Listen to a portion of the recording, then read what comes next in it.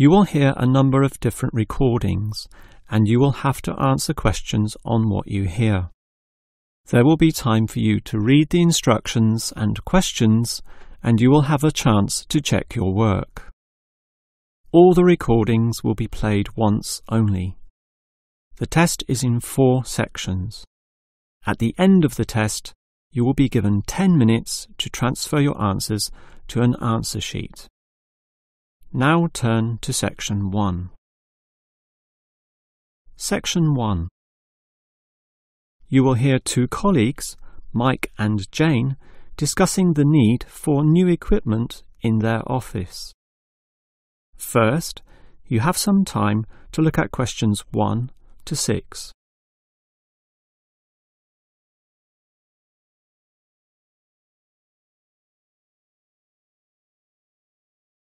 You will see that there is an example that has been done for you.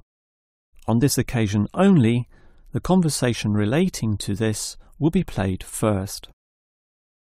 Hi, Jane. You mentioned that we might need some new equipment in the office. Absolutely. What we've got is too old, and much of it is faulty. Well, you know how difficult it is to replace equipment. I guess I'll just use another requisition form. We can fill it out now. The man will fill out a requisition form, so requisition has been written in the space. Now we shall begin.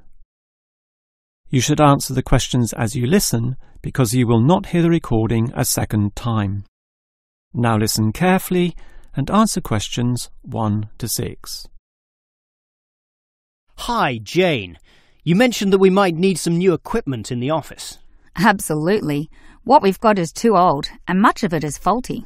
Well, you know how difficult it is to replace equipment. I guess I'll just use another requisition form. We can fill it out now. If you don't mind. I suppose you're going to complain about the printer again. Sure, my printer's bad, but the copier is almost unworkable. It jams all the time, it's too slow, and it's already been repaired 4 or 5 times. We've got to do something about it. OK, I'll put that down on the form. So you want a copier, not a printer, and you work in accounts, right? Yes, that's right, the accounts department. OK, but this is a requisition form. There's meant to be a limit on the length of time you can have the item. We need it forever. The old machine's almost useless. The moment it gets repaired, it breaks again. Well, I'll just write ongoing, OK? That basically means the item will stay with us until I say otherwise. Now, the next question is, when do you want it? In a few days? 1 week? It usually takes a while for these things to arrive. If it arrived today, it would be better. We need it as soon as possible. Can you write today? Well, it can't come that quickly. I'll just write immediately. But be warned, that means it may still take some time to get here, perhaps a day or 2. That's annoying.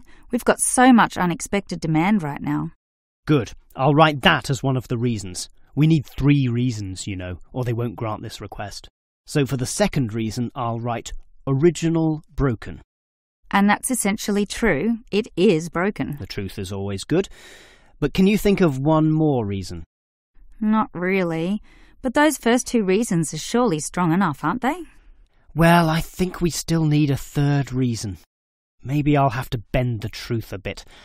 I'll just write, require more functions. OK? Or you could write, require faster speed. No, all these copiers operate at the same speed, so that reason won't sound true. OK, whatever it takes. Right. And shall I put your name? Jane Huang, spelt with a U, right? Well, actually, I would say your name would be more likely to get speedier results. All right. I certainly don't mind putting my name with this. Mike Green. G-R-E... Just like the colour green, right? But with that final E, which often tricks people. Yes, that E at the end tricks them all the time. Before you hear the rest of the conversation, you have some time to look at questions 7 to 10.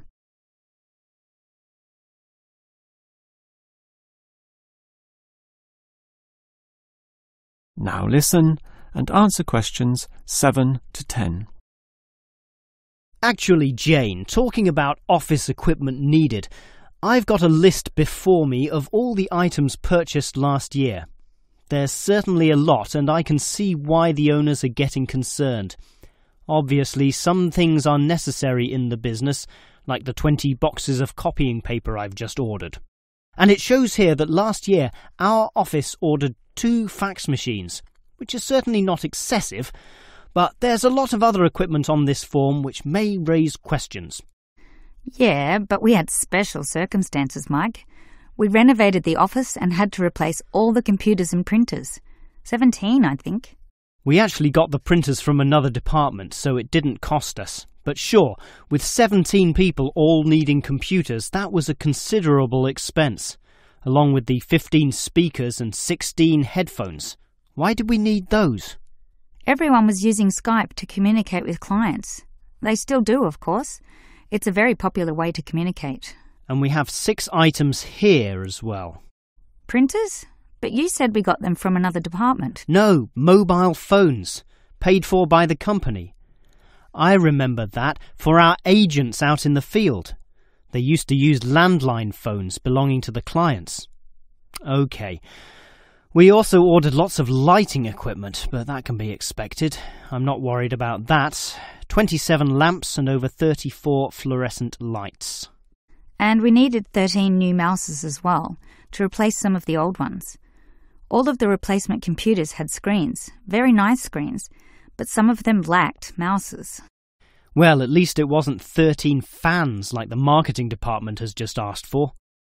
All right, so basically the amount of equipment ordered last year was quite considerable, but it was all necessary. That is the end of section 1. You now have half a minute to check your answers.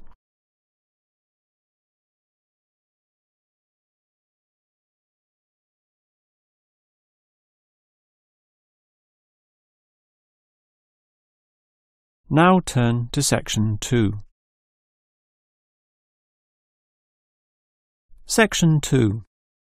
You will hear a representative from Easy Travel Travel Agency telling some customers the details of a planned trip to Arthur Island. First, you have some time to look at questions 11 to 15.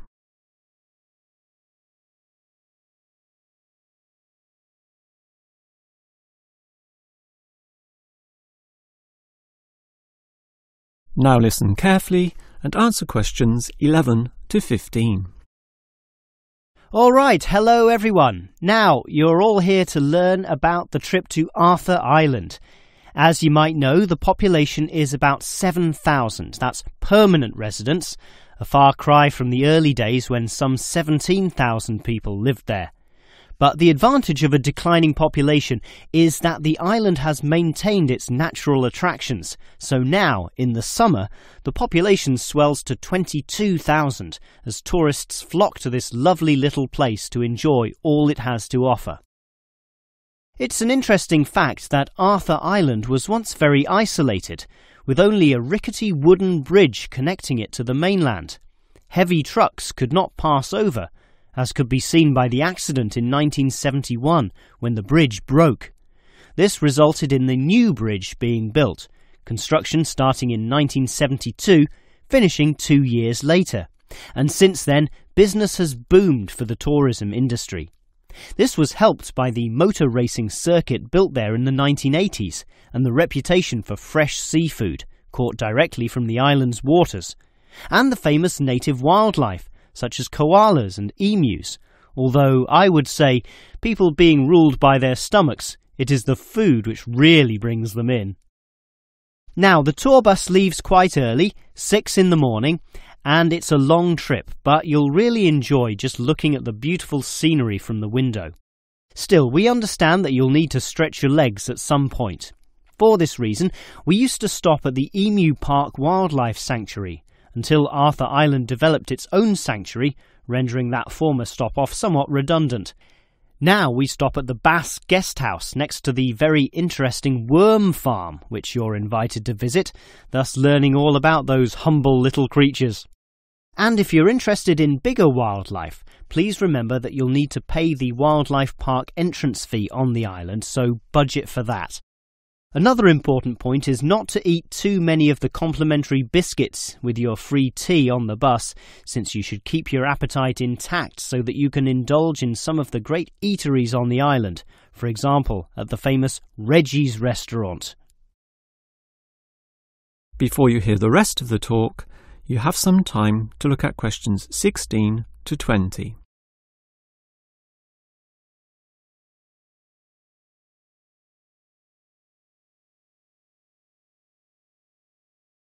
Now listen and answer questions 16 to 20.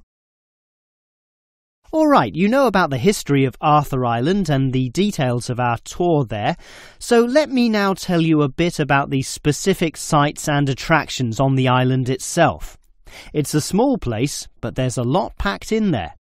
If you want to cuddle a koala, the wildlife park is the first place to go. That's on the most easterly point, a small promontory sticking out into Bass Strait. But be careful, the wind can be very strong. Hold on to your hats, literally. By that time, you'll probably be ready to eat, and you could choose between Reggie's restaurant or eating at the nature reserve, or at some of the restaurants right in the middle of the island. If it's Reggie's you want, take the complimentary bus down to the southern tip. Reggie's is right on the port, taking its famous seafood directly from the boats. How fresh is that? But to save time, you could go northwards to the very opposite point of the island and eat at the restaurant in the nature reserve, then go and see the beautiful coastal scenery there. And what better way to do this than cycling? There are many trails, and Anderson's Beach also offers some beautiful opportunities for cyclists, as well as for swimming and surfing, of course. Get the bicycles, however, on the opposite side of the island, in the main township. Finally, you might want a reminder or souvenir of your trip. Obviously, there are souvenir shops all over the island, with many at Anderson's Beach. But the main spread of tourist shops is centrally located and right on the main road so that they are accessible to everyone, no matter where you are. Yes, at Arthur Island, you'll find everything you want to do and more. Now, do you have any questions? That is the end of section 2. You now have half a minute to check your answers.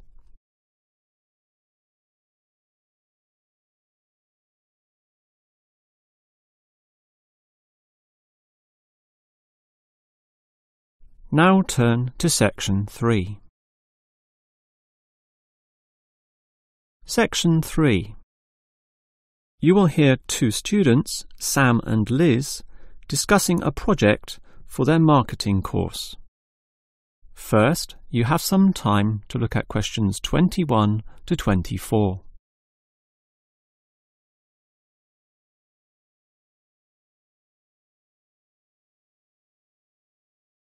Now listen carefully and answer questions 21 to 24. Liz, I'm getting really worried about this marketing project we have to do together. Assessment is based on a single year-long project. Oh, don't worry, Sam. All it takes is appropriate planning. I used to work in finance and we always divided the year into quarters. So let's just do a quarter-by-quarter year-long plan. Well, I intend to firstly interview people. I mean, we need raw data for this project, right? Okay, that's your job. So we just need to coordinate my contribution so that we don't double up at the beginning. I can carry out the research on all the theoretical issues and background, for example. Well, why don't you do the summaries of the main texts as well? You know, write them up. Oh, I think we know those texts well enough already, and it's only optional anyway, so let's not bother with it. Okay. Now, moving on to the second quarter of the year, I'll start collecting all the relevant information, the details, facts, and examples from my book reading, while you can do an analysis of the first-hand information you got from the interviews. Okay, and then it's break time. I would say by then, mid-year, both you and I will have to decide on our point of view. And how we'll support it in the essay, and based on that, we can work together on designing an appropriate structure for the final writing, when we present everything. We'll need a bibliography, of course. I could do that in the third quarter, but since you did all the theoretical research, it would be a better job for you. We can do that at the very end of the year, but I'll make the preliminary list as I begin writing the essay proper. Meanwhile, you can begin sorting out the numerical data into easily readable formats. That's what the other students will be doing. You know, grouping statistics in tabular form or making graphical representations. And in the last quarter, we can proofread each other's work, allowing a different set of eyes to be involved. So I'll check your writing for any mistakes, typos, or logical problems. I'm sure the essay will certainly benefit from such a thorough proofread. And I'll check all your tabulated statistics and graphs for the same issues. And then we'll just put it all together. Well, now it sounds far less scary.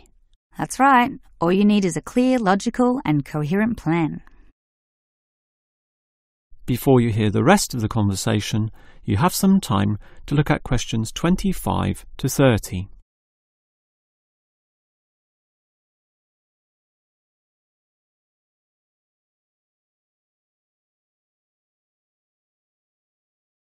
Now listen and answer questions 25 to 30. As we discussed, Liz, my first task on this project is to get data using interviews, over 100 of them. To do that, I'll need to put a flyer on the university notice board to get volunteers. OK, just do that and we can start immediately. But I tried this last year and almost no one replied. The whole project was a failure as a result. You just need to ensure that the flyer is designed well. I did a course in design, so I can help you. I'm all ears. Well, one of the first rules, since the notice board will be full of papers, is to make sure your flyer stands out. Thus, don't use white paper, use coloured paper. You mean like yellow paper? Yellow, red, orange, it doesn't matter, as long as it's coloured and thus more obvious. Similarly, make the heading attract people, and money does this, right? Oh, sure. Everyone wants money. So don't say something boring such as help needed, but something such as easy money. That will immediately attract people's interest, and also ensure they know that it won't take much time. These interviews are about half an hour, so tell them that right under the heading. Sounds good. Keep going. Well, by the same token, people don't have the time to read. They don't want to struggle through a large number of words. Thus, limit them. That will make the flyer easily and quickly read. Finally, there's a lot of false advertising and tricky people out there, so the readers might get suspicious, particularly when you're offering significant money for little work. You need to thus assure them that this is legitimate. So, at the very top of the page, make sure you indicate that the scheme has been approved by the course convener. Just some writing saying this, but you should also add a signature. It doesn't matter who signs it. People don't read it anyway. In fact, you could even sign it yourself. Don't worry, I can get a legitimate signature. But you should definitely include a stamp, which is more reassuring to the readers. What sort of stamp? The department stamp. Some people put the university stamp, but to be honest, anyone can acquire that from the student union. A stamp from your department shows much more authenticity. And that way, everyone will feel that the scheme is legitimate, and hopefully be willing to give you a ring. So that's it? It's all finished? That's it, apart from the contact details at the bottom of the page, of course. Of course. Hey, that was some useful advice. I think a flyer like that will really draw them in. Thanks for that. No problem. That is the end of section 3. You now have half a minute to check your answers.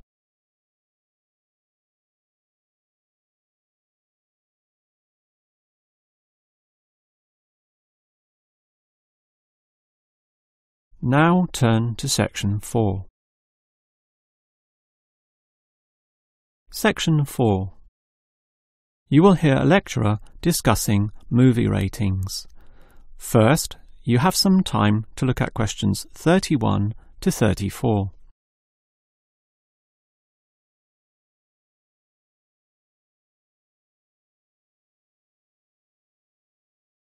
Now listen carefully and answer questions 31 to 34.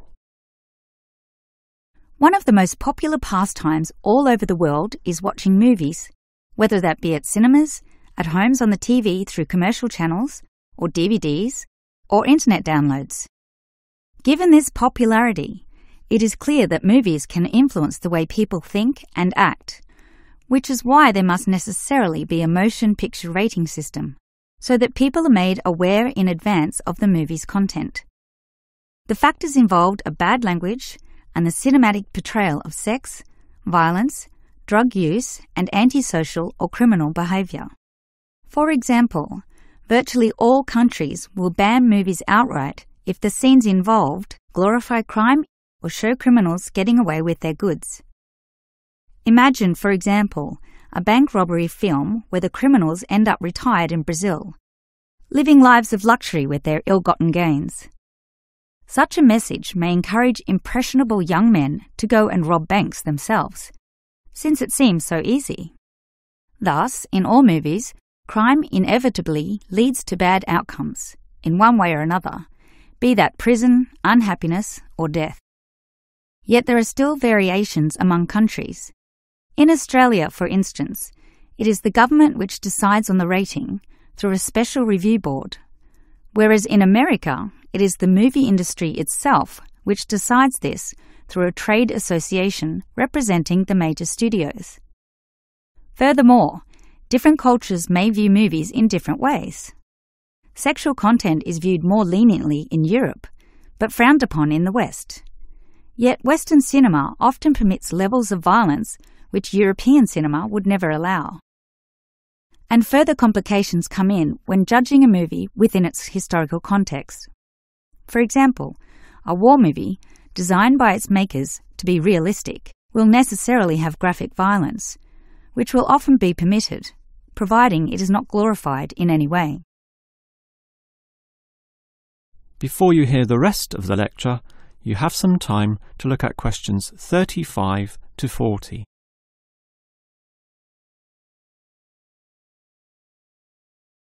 Now listen and answer questions 35 to 40. Since America produces the bulk of the world's most watched movies, why don't we look in detail at their movie rating system? It begins with the innocent G rating, standing for general audience, allowing all ages, even very young children, into the cinema. The films are fun and community-oriented, with nothing which would be objectionable. They are often released for the summer holidays, when children are free from school. But if these movies have a mild element of violence or inappropriate and lewd humour, or some scary scenes, then it would be a PG movie, standing for Parental Guidance Needed. This PG rating comes in two forms though: the weak version, a simple PG, or the strong version, PG-13. Most American movies are issued with this latter rating, since it allows the greatest proportion of the population to watch the movie, by which I mean children alongside their parents, while still allowing the movie itself to show society as it really is. Any rating higher than this will restrict children and limit viewership.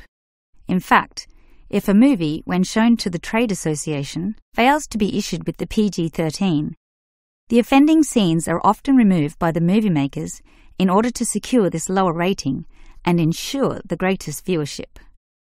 What all movie studios want to avoid is the R, or restricted rating. This means that younger children can only watch the film if accompanied by their parents, and many young teenagers simply don't want to do this. These films might have swearing, drug use, or horror scenes with blood and gore. And if these images are particularly graphic, the rating is lifted to NC-17. NC means no children. In other words, the movie is for adults only. Since it is the younger market who are particularly intent on paying to see movies, many big cinemas simply don't bother showing NC films. There is simply little to no profit involved, meaning that such films, often made by smaller independent film companies, are similarly released by independent theatres. Even then, these films only have what is known in the business as a limited theatrical release. So, go see these movies quickly or you may miss out. That is the end of section 4. You now have half a minute to check your answers.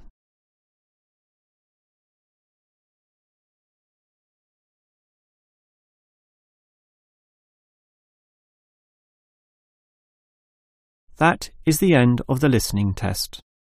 In the real IELTS test, you would now have 10 minutes to transfer your answers to the answer sheet.